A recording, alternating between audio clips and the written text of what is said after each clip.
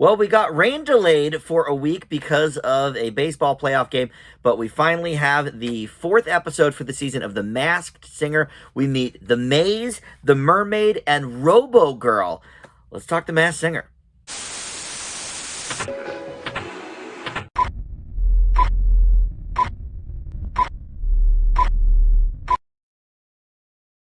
Hey guys, Dan here. This is Dan Reviews It, and welcome to my Masked Singer recap and reaction video.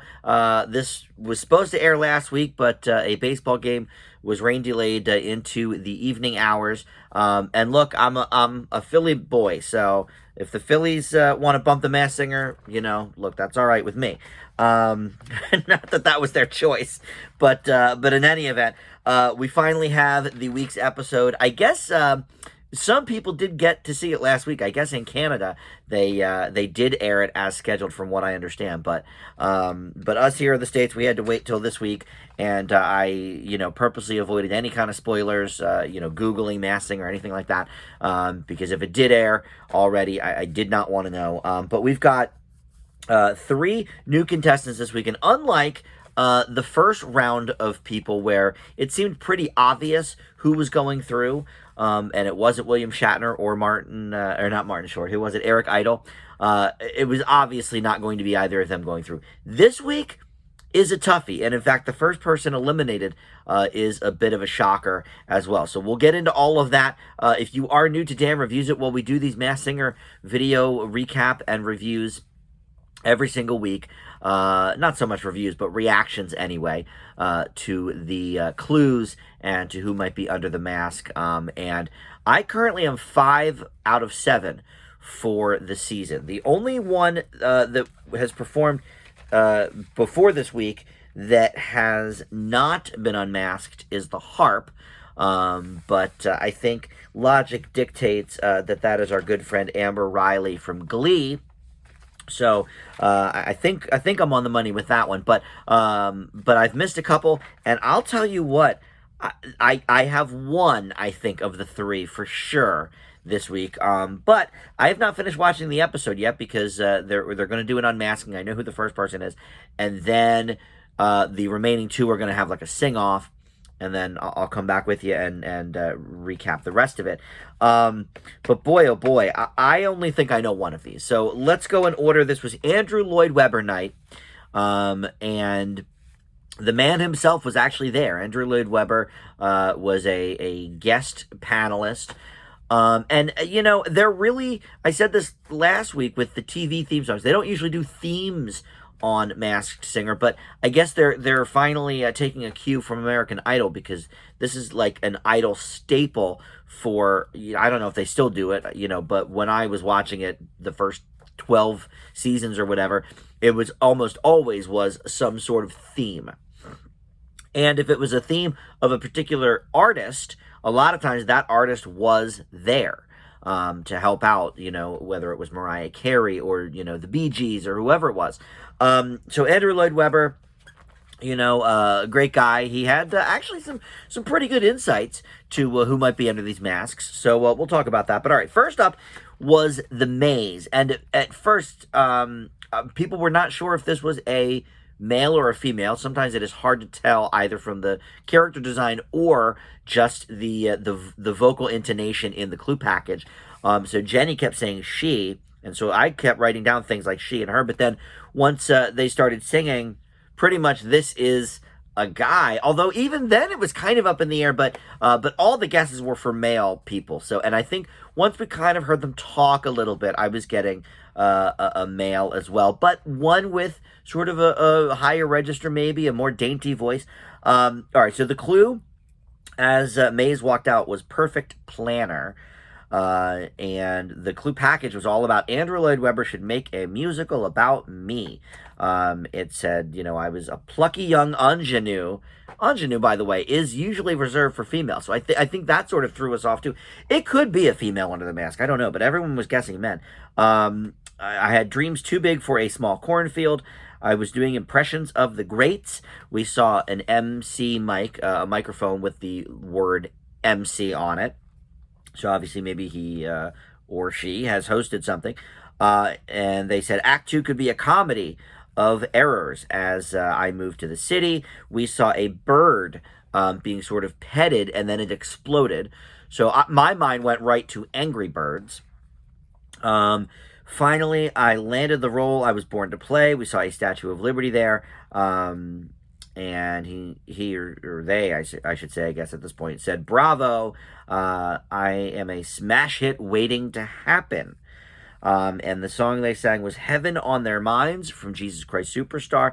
And then the clue, the post-song clue, all brought out by wonderful, Broadway-type folks, sung to this Jesus Christ Superstar song that's like "Tell Me All About It" or whatever. It's been about 15 years since I've seen Jesus Christ Superstar, but something like, tell me all about it. So each one had like a big banner that they unveiled, and Maze's said, "TV, movies, stage, even hosting, Maze has fans frozen to their seats." So the initial guesses, Nicole thought it could be Jonathan Groff. Great guess. He's been one of the perennials lately. I think all of the last maybe 3 or 4 seasons, someone has guessed Jonathan Groff. Robin thought it could be Nathan Lane because of all the Broadway clues. We saw a bird in there. I went Angry Birds. He was thinking Bird Cage. Jenny was torn between Mario Cantone from Sex and the City or Matthew Broderick. Both of them have done Broadway stuff. In fact, Matthew Broderick famously with Nathan Lane. And then that's all we heard from the original guesses. But before we move on, let's just get this over with, because the Maze is the first one to be unmasked. So before we even get to the Mermaid or Robo Girl, let's just stay on the Maze and see if we can figure out who might be under that mask. So in the final guesses, and this season where they're unmasking people just on the first week, and several people in the first week, it's hard because we really are not getting many clues. So unless the clues are pretty obvious, which I'm not sure these are, people are probably not going to know. So Nicole stuck with Jonathan Groff. Robin stuck with Nathan Lane. Jenny figured out which of the two she wanted. She ended up with Mario Cantone. Ken thought it could be Bowen Yang. I don't think the voice is right there. And Andrew Lloyd Webber, this is kind of out there. I don't hate it, but I don't think it's correct. He thought it could be Jack White, because they were saying, it has fans frozen to their seats. What is frozen? Snow is frozen. What is snow? Snow is white. Jack White. Okay. It's a stretch. Look, I've listened to a lot of White Stripes and Jack White music. I don't think it's him. The other person that sort of was bandied about, but nixed because the voice didn't match up, Robin thought it might be Josh Gad, but because of the vocals. Now, I will say, Josh Gad does have a few different modes of singing. I don't particularly like when he sings, because he always does that nasally, sort of whiny sing-song type of thing. Not always, I shouldn't say always, but a lot. But what I like about the Josh Gad guess is he was in Angry Birds. No one said that. They were just kind of basing it off the Frozen clue.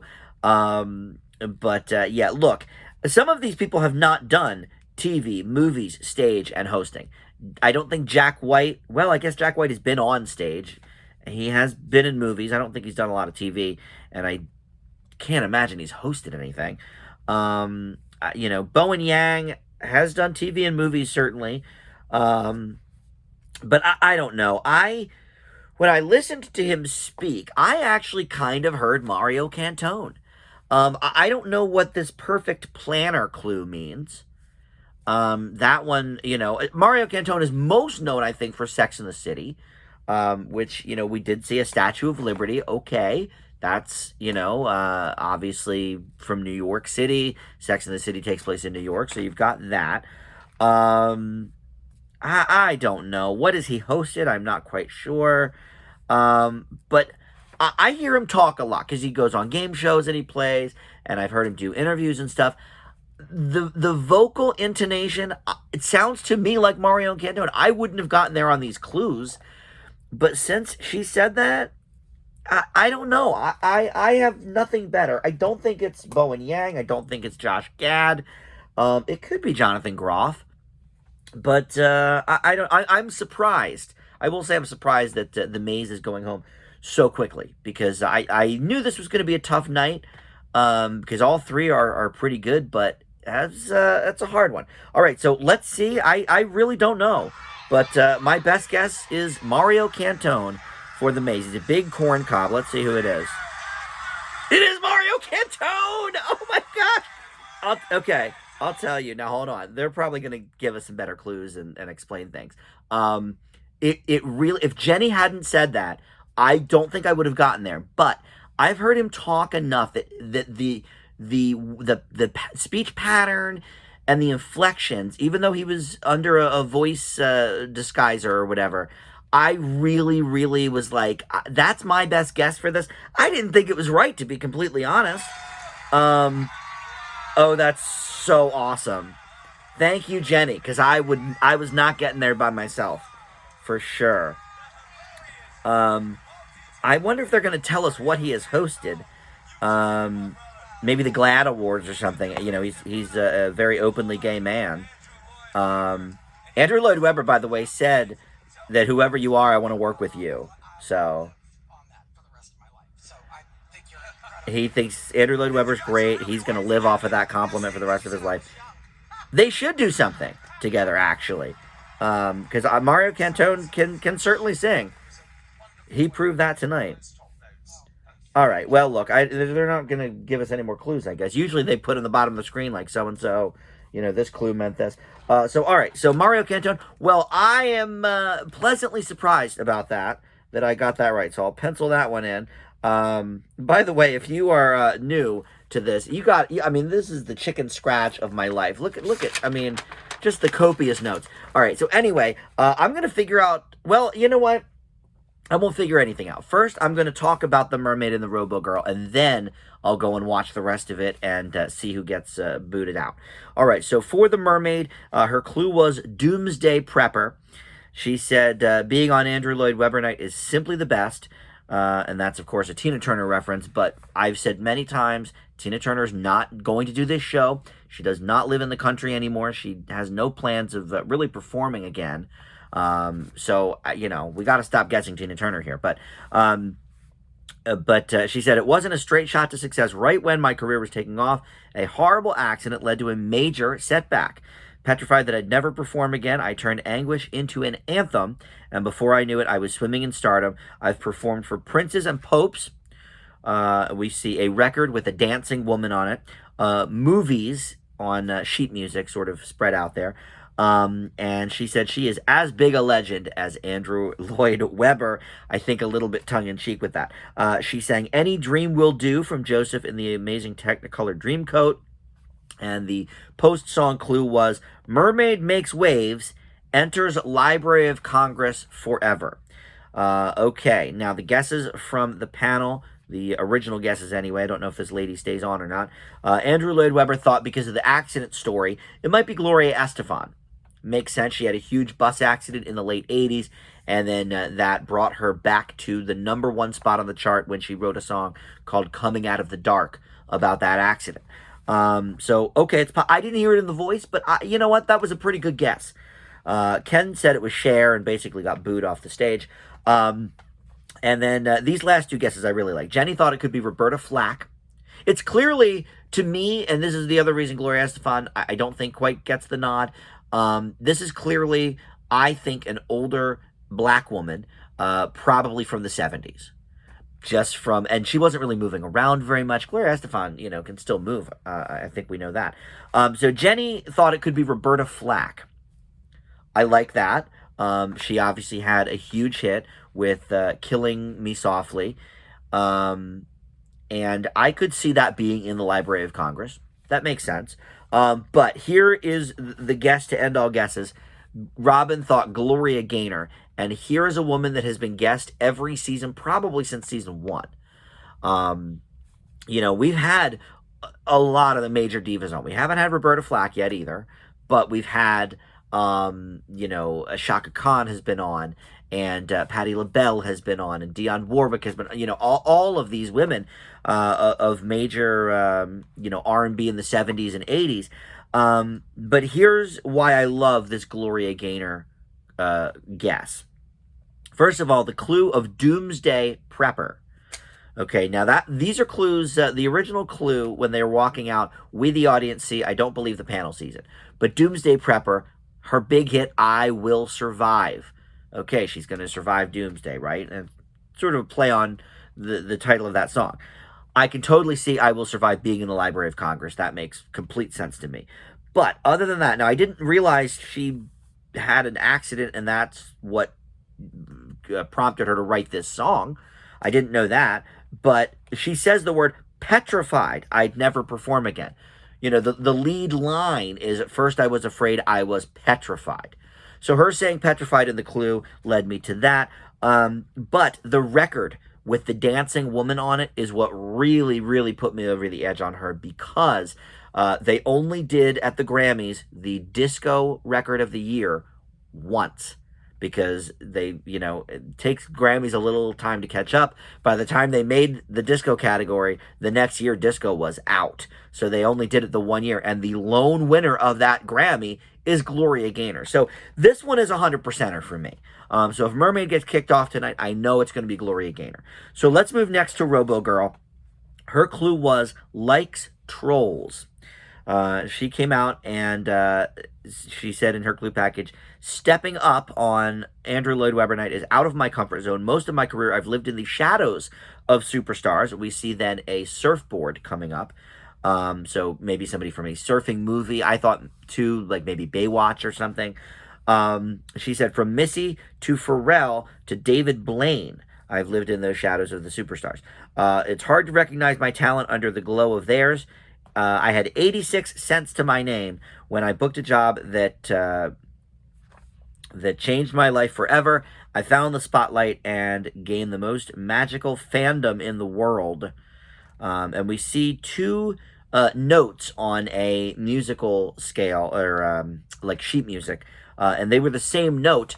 But I have to say, I have not been able to read sheet music for about, 35 years probably, ever since I was a young lad and took piano lessons. So I don't know what those notes are, but it does make me think perhaps whoever this is has the same first and last initial, like CC or EE or something like that. Okay. She sang Bad Cinderella from Bad Cinderella, which, by the way, isn't even out yet. I had to look it up because I'm like, I've never heard of this. Apparently, there was a London show called Andrew Lloyd Webber's Cinderella that did okay, but then COVID shut everything down. So it is coming to Broadway in March of 2023, and the name has been changed to Bad Cinderella. So this is like a hip new song. Okay. So the guesses, the post-song clue. While on tour, Robo Girl holds her own opposite multi-Grammy winner. All right, well, that could be Missy Elliott again. We've talked about that. When I heard the clue likes trolls, I thought, well, it could be somebody from the Trolls movies. But then I thought, well, what if it's somebody that's toured with Justin Timberlake or sang with Justin Timberlake and maybe isn't in the Trolls movie, but he is. And so we get that connection. I don't know. Robin's guess was Jenna Dewan, because the first words of the clue package were stepping up. And, of course, Step Up was her big break. Nicole thought it could be Becky G or Keke Palmer. And then Ken thought it could be Lucy Hale or Cara Delevingne. And then eventually gets settled on Selena Gomez. He was sort of strong-armed into that. All right, here's where I am on this. This is the one I'm clued out the most on. But the whole 86 cents to my name, I just don't think numbers are thrown around on this show. I think numbers mean something. So, okay, I came up with a list of female singers who were born in 1986. I can rule out at least half of these, but I'm going to read them off anyway just because I did the research. Okay, Lady Gaga, it's not her. Okay, but she was born in 86. Florence Welch from Florence and the Machine, it's not her.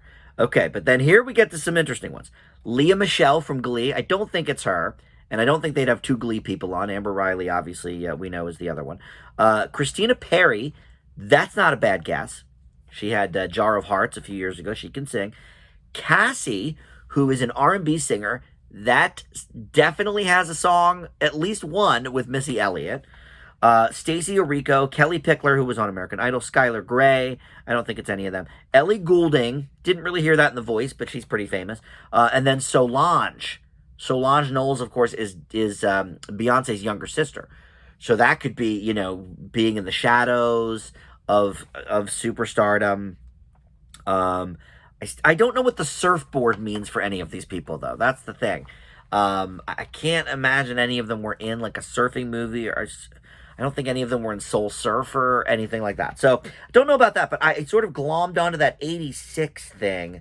Oh, I forgot this part. I did write it down, though. At the end of the clue package, they held up 2 little jars of honey. So Robin sort of mentioned out loud it could be Jessica Alba from Honey. But then I thought, well, isn't she married to Justin Timberlake? That's Jessica Biel, so I'm all out on that.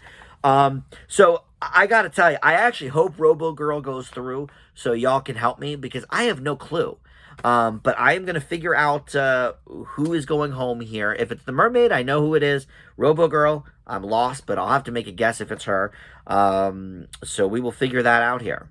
So the showdown between Mermaid and the Robo Girl was the great Evita song, Don't Cry For Me, Argentina, of course, for me. The legendary version of that is the Madonna version from the movie, but 2 very different interpretations here, because the Mermaid has a lower register, sung a little bit deeper than it was written, and then Robo Girl, is someone, I would say, a good 20 years younger, at least, than the Mermaid, maybe 30, so more not necessarily upbeat version, because it is sort of a dour song, but definitely more in the style of the Madonna and the Broadway version. So 2 interesting takes on it, but yeah, the panel decided, I think probably correctly, that the Robo Girl will go on to next week. She will be the first queen of this group of people, and I couldn't be happier, because I am stumped on the Robo Girl, so I need your help. I did think of one other person who does have the same initials that could be those notes on the scale, Camila Cabello, and a little sort of nod because she played Cinderella in the Amazon Prime movie Cinderella last year, and she sang Bad Cinderella tonight. So I don't know. I thought, but I don't think she was born in '86, so that '86 clue maybe not great. But anyway, I don't know who I'm going to pick for this. I'm going to say, only because this person was born in '86, and I know she's worked with Missy Elliott. I'm going to say this could be Cassie, who is an R&B singer. Is she famous enough to be on this show? I don't even know. So I'm glad she's going forward, so you guys in the comments can let me know how wrong I am and who is indeed under that mask. All right, but Mermaid, I am Gloria Gaynor all the way with this, and Robin said it. Nicole echoed, and she said she was between Gloria Gaynor or Roberta Flack, which Jenny stuck with her guess. Everybody really stuck with their original guesses. Gloria Estefan for Andrew Lloyd Webber. Ken stuck with Cher. I swear they pay him just to say stupid things. Jenny, Roberta Flack, Robin, Gloria Gaynor. Nicole didn't say the first time around, but she's ending up with Gloria Gaynor as well by the end. Which makes sense. She said, she's got the Golden Ear trophy. She heard it in The Voice that it's Gloria Gaynor. And she said the 2 follow each other on Instagram as well. So she's got that going on. But let's see who it is indeed under the mask. Let's do the whole take it off bit. And see if we can figure out who is under the mask. All right, let's see. It's got to be Gloria Gaynor. I'm like so sure of this one, which would be great. If I get 2 of the 3 correct today, I'm happy. Let's see. It's Gloria Gaynor. Yes, it is Gloria Gaynor. They've said her every freaking season. Robin's going up. No, I thought he was going to give her a hug. He's dancing around. Listen, Gloria Gaynor is amazing. I didn't realize I Will Survive was written about an accident that she was in that nearly completely derailed her career. I didn't know that, so I love that. But yeah, I mean, the clues for that one were just too obvious. I pointed them out earlier, but for me, yeah, that was the obvious one of the night. So the fact that I got Mario Cantone meant I was definitely getting Gloria Gaynor. So let's see. So before this episode, I was 5 for 7, and now I am 7 for 9. That's pretty good. I've never gotten this many correct before. Now, I do think maybe they're lobbing the clues at us a little bit quicker because a lot of these people are only on for one episode, so they want you to, get it. But yeah, 7 out of 9 is very good. But look, I'm lost on the Robo Girl. Y'all have to help me in the comments for sure on this. And let me know if you even know who Cassie is. Am I just out of control with this? All right. Thank you for watching. Baseball willing, there will be another episode next week. And hopefully we'll see you then on Damn Reviews It. Thanks for watching.